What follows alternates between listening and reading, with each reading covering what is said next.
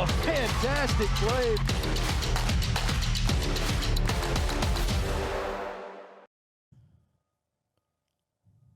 Welcome back, ladies and gentlemen, to the Magnolia Fields podcast. I'm Tanner Marlar, alongside, as always, Cody Blaszczak here from the Richard Schwartz and Associates Studios. It's playoff season, Cody. No way around it. We are here. The end of football season is upon us. Give it another month, we'll have some state champions, hopefully some within our coverage area. But before we get into our 1 through 4A brackets and who we're watching this week, let's talk about last week's game of the week, Grenada and Saltillo. We went expecting to see MaCaleb Taylor do wonderful things out of the backfield, and he did do just that. But there were also some other storylines coming out of this game. Well, MaCaleb Taylor did his thing to an extent. Only played the first half. Yeah. Only had 13 carries, still had 80 yards. And I think from what you and I have heard and some of the footage we've seen, we expected a little more. But as you mentioned when we were at that game, Saltillo loaded the box just about every. They weren't going to let MaCaleb Taylor do what he's done all season long. No. And you asked me, that's a good game plan. I agree. I think, Saltillo goes in there. They throw 8 in the box, 7, 8 in the box every play. They're going to make you. They wanted to make Grenada beat them through the air, and that's exactly what Grenada did. And as good as a game plan as that could have been, there's a quarterback that just lit them up. Yeah. I mean, they have just got. He was able to move, was very mobile in the pocket. Didn't run a lot, but was able to escape a lot of pressure. And when you've got a 6'5" receiver and Zayion Cotton, if your run game isn't working, your passing game probably will be. Yeah, I mean, Braden Trusty was absolutely fantastic in this game. Just threw it around the yard, but he's got some targets too.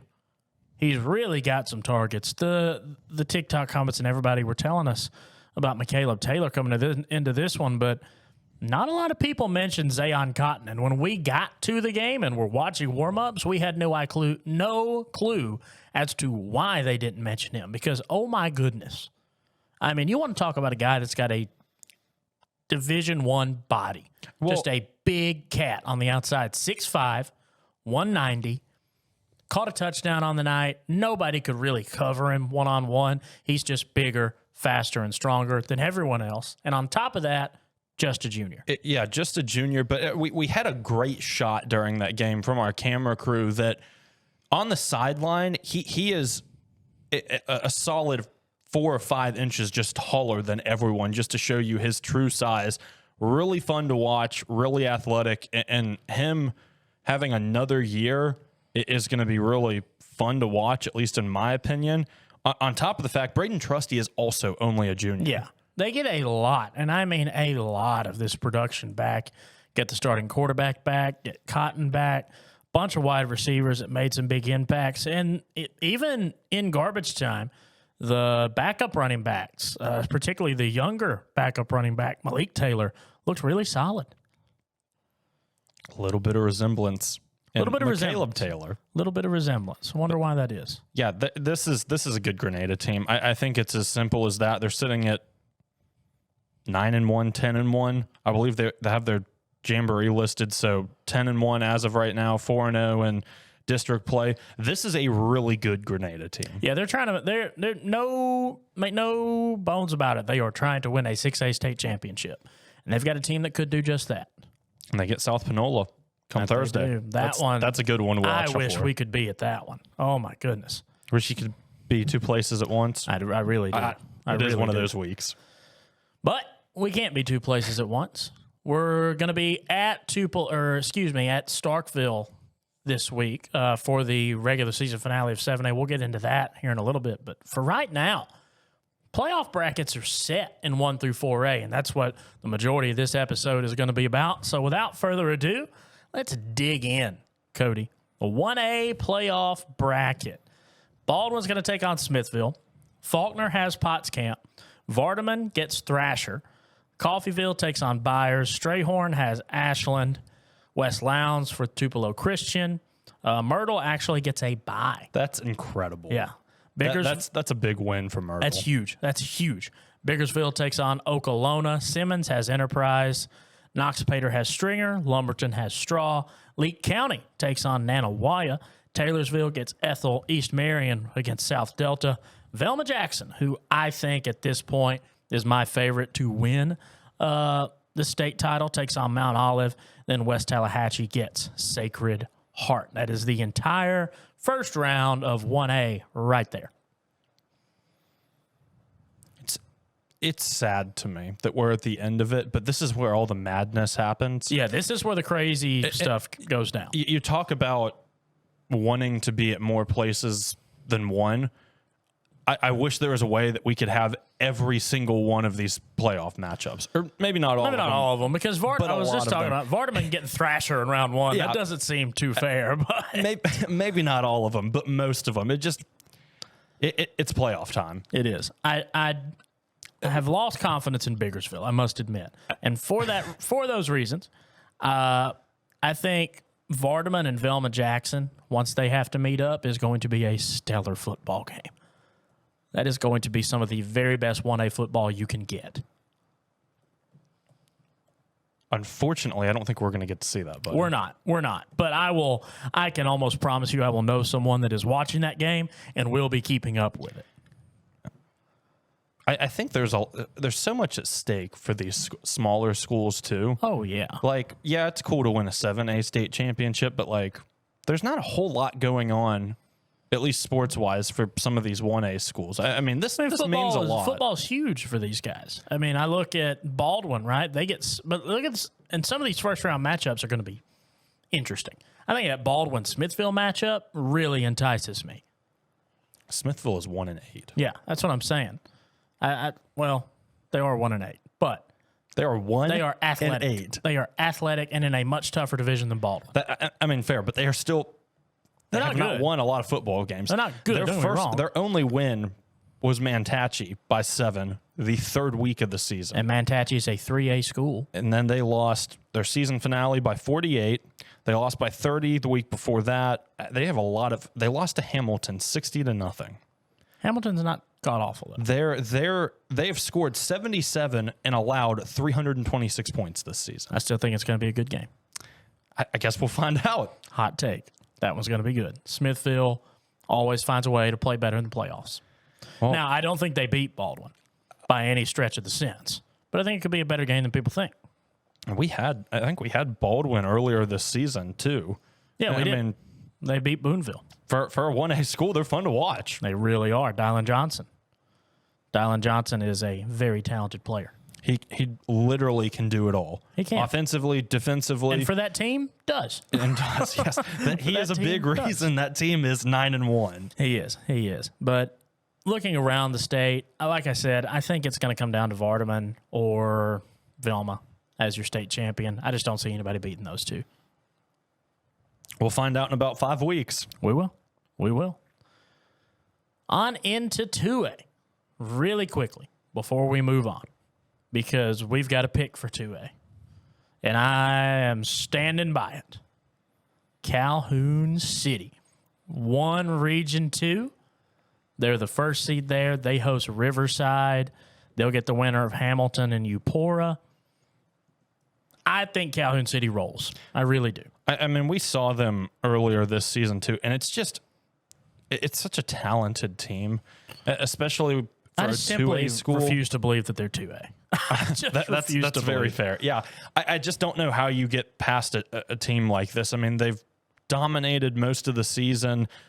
Through 9 games, only allowed 65 points, put up 333. Their last 2 games, they only allowed 9 points and scored 100. Yeah. There's a path here where they take on Philadelphia, and I think that would be a really interesting game. I think there would be a lot of action in it. There'd be a lot of scoring. Yes, exactly. I mean, to your point, though, I just don't see anyone getting past Calhoun City. No. Walnut takes 1-1, and I even think that I just don't think that they're going to be able to hold their own with the rest of these 1 seeds. Union, who we saw last year, was really good. The 4 seed out of Region 4. So it's going to be tough to beat Calhoun City in this 2A bracket. I'm not seeing anybody right now that just jumps out at me as, hey, maybe they could do it. Philadelphia, I think they've got the offensive talent, and they've got the playmakers to play with them. That one could be a toss-up. But I just don't think they got the defense. I think Calhoun City's the most well-rounded team in 2A. I don't think it would be a toss-up, but I think if anyone had a chance, it would be them. I think that's the fairest route to go. I agree. Still rocking with Calhoun City for the Golden Ball? I think we said at the beginning of the year, and it's hard to take it back right about now. It is that. We're going to take it to a short break, come back with 3 and 4A. And this one gets a little dicey, a lot more up in the air with these 3 and 4A brackets. All that and more after the break here from the Richard Schwartz and Associates Studios in the Magnolia Fields podcast.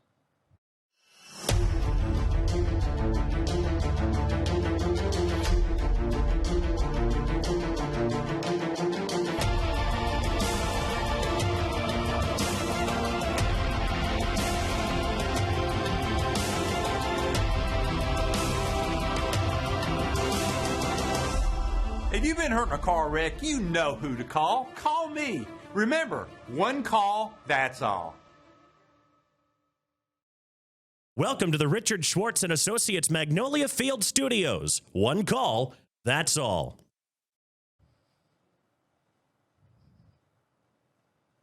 Back here from the Richard Schwartz and Associates Studios and the Magnolia Fields podcast. If you're just joining us, Tanner Marlar alongside Cody Blaszczak. And let's just go ahead and jump in, Cody, to this 3A bracket because playoffs are set. Oh, my goodness. We've got some matchups in round 1. Just off the bat, Region 1 champion Boonville, who lost to Baldwin this year, almost lost to Kossuth. I think they're the shakiest division champion on this piece of paper. They get the 4 seed out of Region 4 in Moorville. Moorville could win this game and take out a 1 seed. Do they do it, though? I'm not sure. I think it's going to be close. I think that is a three-point ball game. Like, seriously, that close. I think 3A is a really, really fun bracket to look at. Because it's tough. Shout out to Kossuth, who was really bad at the start of the season. Really bad at the start of the year. They make it into the playoffs, but it's not even that. You look at the two sides of the bracket, and then you think to yourself, there are 2 really, really good players that are being nationally recruited that could meet in the state championship. That should meet in the state championship or the playoffs. I look at like Choctaw County. Their path to that state championship pretty easy starting out. They get Mantachi in round 1. They may score 100. Yeah, it's a little bit of a cakewalk for them. They may score 100. Now, I will say this. The next round, it doesn't get so easy because I'm going to go ahead and pick that Winona beats Coahoma County. Choctaw County and Winona matching up in round 2. Oh, baby. That's going to get fun. That's a good one. That's going to get fun. Yeah, I think when you look at it on a bracket, at least, I think the most intriguing is that top left-hand corner with Moorville, Boonville, and then, like you said, Choctaw County, Mantachi, and Winona. I think the first round matchups are really good, and then you look at the second round, who would be playing who. They just continue to get better. They really do. Really do. Now, don't get me wrong. There's some other good games across the board in 3A, but we're not even talking about Humphreys County, who winds up being the 1 seed in Region 3, and they get the winner of East Webster and Belmont. I think they cakewalk that. I mean, and that means Humphreys County pretty much walks into a deep playoff run, a third round matchup. Yeah, as many good games as there are, I think the issue, and I don't want to say the issue, but you look at the bracket, it feels like there's a clear cut to the 2 semifinal matchups. It feels clear cut. It's going to be tough. I mean, yes, but there look over at Noxubee obviously wins theirs. Humphreys could be a surprise because everybody's saying, oh, you got Lockhart at Winona. You've got Cunningham at Choctaw. You've got Taylor at Noxubee. People are not paying attention to the fact that Humphreys County won that division outright. As we've mentioned, though, and we say this all the time with every sport, regular season, non-conference is one And thing. playoffs. Well, division, you got to play well to make the playoffs. Yeah. But none of that matters now. No. Survive and advance. You're here. You win, you advance. You don't, you're done.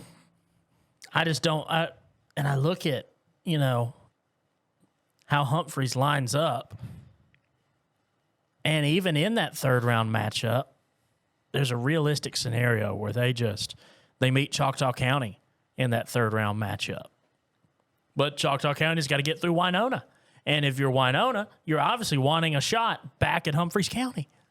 So Yep. I just love this 3A bracket. I think this is one of the better 3A brackets we've had in a long time. I think the semifinal matchups is going to be some of the best in the state. I think the third round matchups are going to be fantastic. I think there are going to be some really good first round matchups. But yeah, North Half is going to be ridiculous. I think I've still got to go with Noxubee County and Choctaw Taylor. County in the championship. And we've seen both of them, but Camario Taylor is just a different beast. Yeah. I mean, so you're saying that they're going to play for North Half? Or correct. Yes. North Half, not state championship. That would be interesting. That would be I mean, very it's interesting. it would be a great game. I'm excited. No, excuse me. They would play. They would play for the state championship. Yes, they would play for the state championship, which is my guess. Yeah. That's what I'm predicting, at least. And I think that would be one of the wildest state championship games we would see. I just think that the Winona defense carried into a state title matchup last year in which they won. They lost a lot. Tyler Lockhart is still there. I don't think Winona repeats, but I think they're going to be in the picture. Let's say this. Say they do get past Choctaw County and we replace Choctaw County with Winona that plays Noxubee County in the championship. Is the defense too much for Camario Taylor? It depends. I think he's not going to be able to do it alone. He's going to have somebody block. And unfortunately, he does have to do a lot on his own. He does have to do a lot. He beat that Louisville team On his own. He had first half wasn't great. Got things going in that second half. But he had to make a lot of magic happen in that one. That he did. Speaking of Louisville, on into 4A. Now, we have seen that Louisville is by no means bulletproof because we saw them lose to Noxubee County. Since then, Wildcats have been on a tear. Well, all the other teams they have played also don't have Camario Taylor. They don't have the best player in the state. They're not going to play Camario Taylor in the postseason. They're not. The only team in 4A right now, well, I think there's two. I think there are two teams that can give Louisville a scare. I don't know if they can beat them, but I think they can make them sweat. Shannon and New Albany. I think those are the two teams in 4A that not will, but might be able to make Louisville sweat a little bit. I think you're right. And I'm not saying that this team can do this, but I wish they could, and they probably could next year. But Kosciuszko, you get some of those players another year under their belt, and I'm not sure that they don't make Louisville sweat, that they just outright beat them. I don't think they do it this year. No, I don't either. But within the next 2 years, yes. Yes, it's a very talented team. It unlike in years past, it's not a guarantee for Louisville this year. No. It's not a guarantee, but it's close. It is close. Tanner, being said, there. Hold up, real quick. There's a school missing in 4A. Tisch County's not in there. Oh, yeah, about that. So here's the thing. When you play elementary schools in your non-divisional schedule, it typically does not lend itself well to being good at football in the divisional schedule. So, Tisch County, not a factor in these playoffs. But they will be in women's basketball. They will be that. And we get to talk about that pretty soon. We do. But yeah, no. I hate to say I told you so, but I told you so. Finished the season 6-4, but 0-4 in divisional play is a little bit rough. Same old Tisch. Hate to see it. Do you though? No. Who's your pick for 3A? You mean 4A? No, 3A. Did you say Noxubee County? Correct. Just for the sake of the argument, I'm going to say Winona repeats. So you're going to say Winona not only repeats, but in round 2, they're going to beat Choctaw County. Okay. That will be a great game. That will be a fantastic game. 4A, I got Louisville repeating. I have Louisville repeating as well, but I am rooting for Kosciuszko like you have no idea. I know, right? I would love to see a bunch of those underclassmen win a state championship. I think they may win. They may do it one day. As an I don't think it's this year. underclassman, yeah. I don't think it's this year. I don't think it is. We're going to take another short break, get into this week's game of the week. And I'm excited because this is going to set the stage for a run that we might not have seen for quite some time.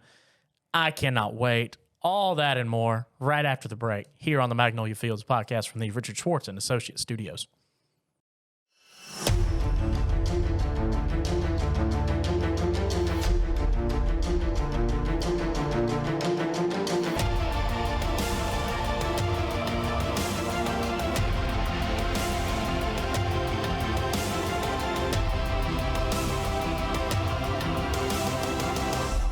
If you've been hurt in a car wreck, you know who to call. Call me. Remember, one call, that's all.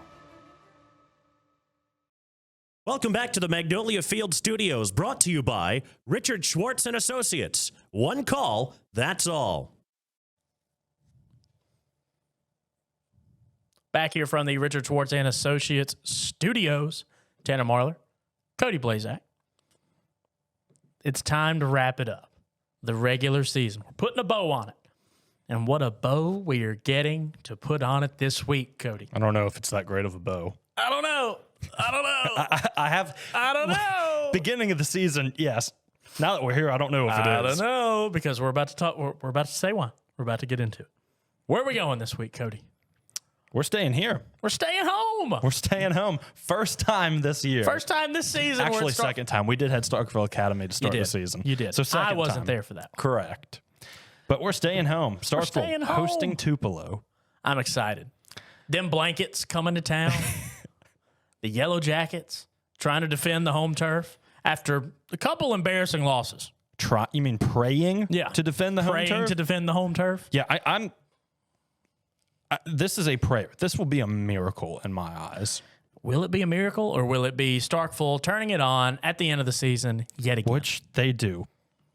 But they've done it. If you recall last year, Tupelo did get the best of them in that season finale. They did. And then Starkville went on to just do their thing and annihilate Tupelo in the playoffs. Here's the thing. Tupelo comes into this one 9-0. Fully expecting for this to be the 10th win. Close out the regular season undefeated. Whatever, right? Starkville is looking to spoil somebody's season. And if they're going to spoil anybody's, it's Tupelo. Because, I don't know, Cody, you've been in Mississippi now for 7 years. What? I'm really impressed that you remember that. Yeah. Amongst those 7 years and many years prior, you know what Tupelo football's been really good at? Tell me. Choking in the playoffs. Which they did last year. Which they did last year, and the year before that, and probably the year before that, and the year before that, and the year before that, and the year before that. They just don't win a lot of state championships in football. They don't, which is wild because they have the largest student population of any school in Mississippi, I believe. So what I'm hearing is they'll probably win this one, but they're going to choke yet again? Or they could choke yet again. They could very well choke yet again. But I do think they win this one on Thursday night. I think they do too, but I hate to be the person that says this. I think a loss will benefit them for the sake of choking in the playoffs. Maybe if they sacrifice the perfect regular season to not choke in the playoffs, yeah. I would sacrifice the perfect regular for a state championship. Absolutely. 100%. It's not a question. 100%. Here's the thing with Tupelo. They have been a one-man wrecking crew. J.J. Hill, Mississippi State commit, is averaging 152 yards on the ground a game. Braylon Matthews averaging 40 receiving yards. They've got a trio of seniors that are all averaging 30-plus yards per game. So they're airing it out a little bit, right? They're airing it out a little bit. Noah Gillen, the transfer from Boonville, has 17 touchdown passes on the year. They're doing okay. But let's make no mistake about it. J.J. Hill is the straw that stirs the drink. He is the focal point of that offense, as he should be. As he should be. 151 yards a game in 7A is ridiculous. It is. Don't get me wrong. It is. Here's the thing. There's a path to a win here for Starkville. I think there are multiple paths to a victory. Shut down Jaden Hill, you probably win this football game. Correct. I think Starkville's offense is good enough to put up a few scores. Just a few, not many, being on the home turf. I think they've got a head coach that can draw something up to get them into the end zone a couple times. And if you watched Grenada Saltillo last week, you found a way to essentially shut a really good back down. They just stuffed the box. But Braylon Matthews, obviously, fantastic wide receiver. I'm very curious to see how this one plays out. I do think Tupelo gets the win. I don't think it's by the wicked amount that some people are thinking it's going to be. Everything on paper, everything we've seen says Tupelo should win this game. I've got Tupelo in this. However, I wouldn't if be surprised. Starkville meets them in the playoffs, I'm not sure I have Tupelo again. That's fair. That's fair because, Tupelo's good at really, really good at choking in the playoffs. It's not even they are good at that, but Starkville is really good in the playoffs. Yeah. I mean, they find a different gear, man. They just get things going, and credit to Coach Jones. He's done it for a couple of years and continues to do it. But once those boys get in the playoffs, it's a different team. Here's the thing. Obviously, Tupelo explodes on offense versus Clinton. Until then, they hadn't scored more than 28 points in division play. Which isn't great. Which is not great. If Starkville can limit this Tupelo team to around 21, this is a football game. And the thing that gets me, and I think we talked about this a little while ago, Starkville beat Germantown 42-0. Shut them out and just went to town. And this is the thing with this division of 7A is everybody beats up on everybody else. Correct. But the Tupelo score is only 27-7. Yeah. So it's just weird. And then Tupelo annihilates Clinton 49-0. Starkville loses 31-22. It just doesn't make sense. Not a lot of it. Which is the fun. That's the fun in this. Fun, yeah. Because we think, and the paper tells us that Tupelo should really crush Starkville, but I just don't think it's going to. I don't think they're going to get crushed. I think they will lose, though. Starkville's going to come into this one teed off, first of all. Ticked off. Looking for a win to end the season at home. If they can hold Tupelo to around 21 points, this is a game. Because I think Chris Jones is smart enough and a good enough ball coach to draw up something that gets him in the end zone once or twice. This is a one-possession football game, I believe. You said hold them to 21. Getting them in the end zone once or twice is only 7 or 14 points. I know. If you can just run the offense well enough to get in. I'm talking about some schematic breakdown. Jones schemes up some kind of fancy play or sees something that gets them into the house. Yeah, and I wouldn't be surprised if we did see that. I agree. Score prediction. Oh, that's a tough one. I'm going to go in the realm of 35-21. I just don't think Tupelo scores that much. I don't know. We'll find out. I'm going to go 24-17 Tupelo. Okay. You had a close one. I do. I think this is a one-possession football game. I really do. What did you just say your score? 24-17. Okay. I thought you said 24-14. My bad. No, 24-17. I mean, yeah, it'll be. I think it'll be one of the most competitive games we see all season. I do too. I'm excited. And then after that, be. we get all playoff football. Which also means basketball is right around the corner. Basketball is right around the corner. And we're about to get to that here in just a little bit. It's such a good time of the year. It's fantastic. It's fantastic. Unfortunately, that's all the time we've got here on this week's episode of the Magnolia Fields podcast. As always, thanks for listening and watching. Just want to take a second to just express our gratitude for following along this football season. This has been absolutely awesome. We cannot wait to finish this thing out to the end and then get into some hoops. I'm excited, Cody. As you should be. We've still got the winter, and then we get baseball, softball. It's a good time of the year. It's a good time. It's a good time. It's going to be a good time next week when the Magnolia Fields podcast comes to you yet again. But for now, that's all we've got. For Tanner Marlar, Cody Blaszczak, we are signing off from the Richard Schwartz and Associates Studios on the Magnolia Fields podcast.